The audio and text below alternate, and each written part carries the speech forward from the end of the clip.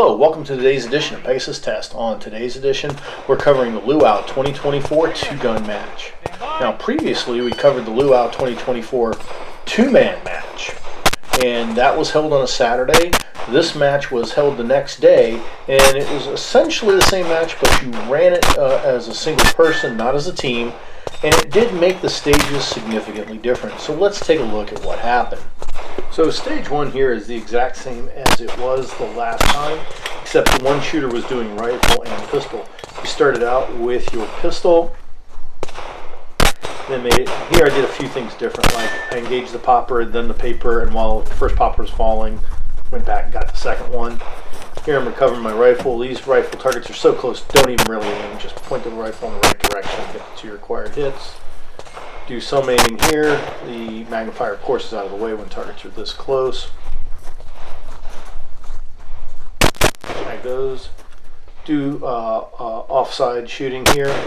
Obviously, it goes a little bit slower, but you know, got to make sure you get the hits. So sometimes you take that time. And boom, done. Okay, on to stage two. This stage was pretty much the same as the day before, with the exception that they took out one Texas star and they put it behind the other one.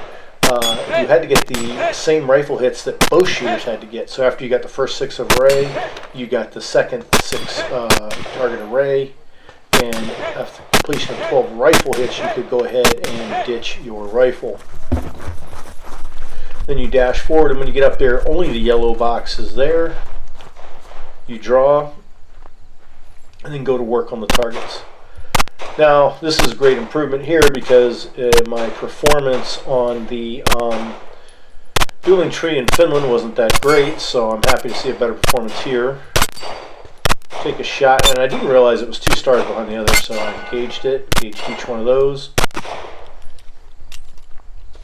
They have been engaged. That way, if I take any penalties here, it's misses, not failure to engage, which is a pretty significant difference. So collecting all the easy targets here, and then go back to finding the dueling tree is my nemesis all of a sudden when it never used to be.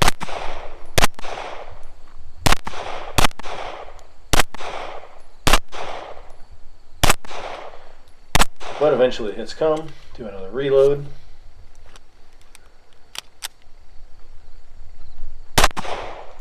And go to work on that Death Star. There's a pretty good strategy to get some engagements because I got some plates out of the way and they stopped by the time I got back, so I kind of got a free gimme shot there before it started moving. So I had 2 out of the 5 plates on each star that I could engage before it started moving.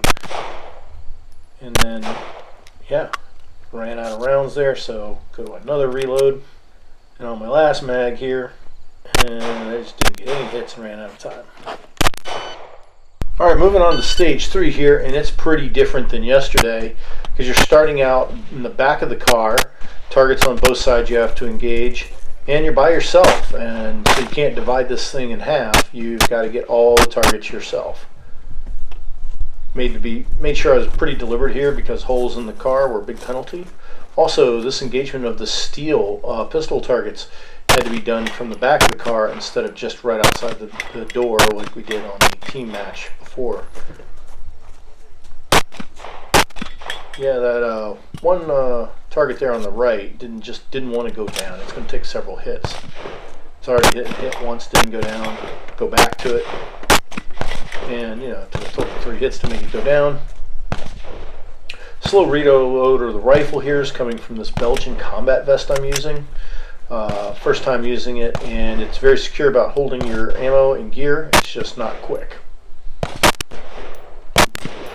Now grip clamp C on the rifle here, and these rifle hits came fairly quickly. Switching to the other side of the vehicle, the way the shooting box was, you had to shoot from the offhand shoulder, and things go a bit slower here. Burnt brass on the hand there, so got to get rid of that and readjust.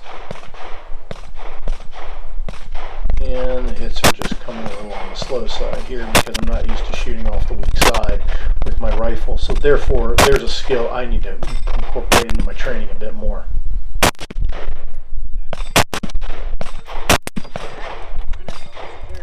Okay, now we're at stage 4. This time, instead of a relay, it's just one guy engaging all the targets. I made care of my position there so I can engage those 2 targets you just saw from one shooting position. You can engage these steels in any order now instead of them being stop plates. Again, engaging as many targets from one position as possible. Go to slide lock just like I did on stage 1, so I timed those round counts just right. Then switched over to the rifle. Found a sliver I could shoot without having to switch shoulders, so I took advantage of that. Then get the far rifle targets on the left side. And immediately go for the rifle on the right side without having to change positions. Collect the window shot. And the final rifle shot's right here. Alright, this is pretty much the same as it was during the team match, with just a few less target engagements you have to make as one shooter. Yes, you're still required to use the prop, so I decided to rock out with my cock out. This Texas Star went pretty well for me here, better than it did on the other stage. And I alternated between the 2 poppers to give them time to recall. On the hostage target here, you only had to knock the targets in. You were allowed to use your hand to reload and then retain the prop. And those last falling plates, safely lose the pistol and the prop. Grab the rifle and move out. Get charged. Lose my momentum to step on the jigulator there to minimize movement and begin to rock on the paper targets. There's also a few less of them than yesterday, but for a shooter you actually had more to engage as a single shooter.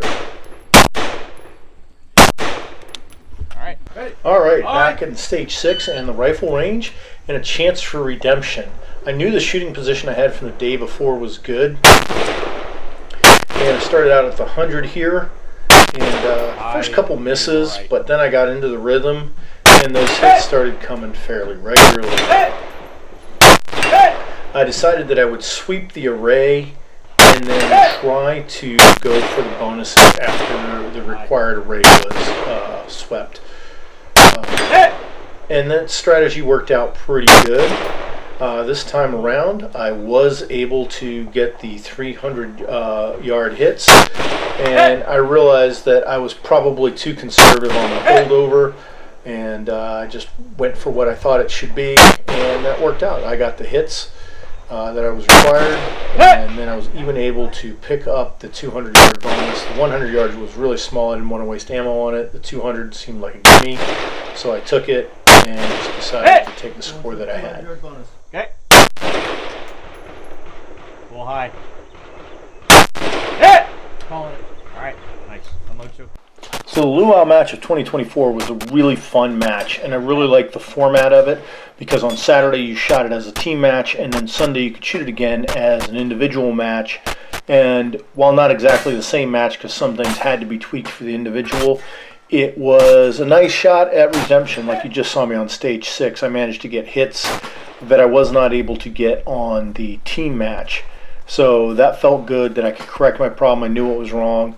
And also got to have the challenge of, in a way, the stages got more challenging as a single match versus a team match. For example, on stage 2, where you just had the absolute plethora of steel that you had to engage. You didn't have as much stage to engage on the team match because somebody was taking care of half of it for you. This was a really exciting match. If you're in the Thurmont area at in September of 2025, they'll probably be holding the match again, and I highly suggest sign up if you can get a slot.